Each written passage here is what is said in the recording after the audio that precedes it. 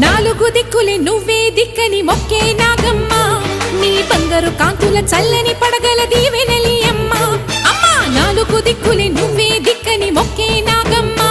నీ బంగారు కాంతుల చల్లని పడగల దీవెనలి అమ్మ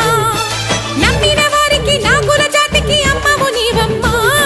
పసుపు కుంకుమ పడతుల కొసగే దేవత నీవమ్మ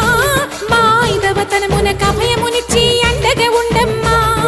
చల్లని చూపుల నాగమ్మ మా పిల్ల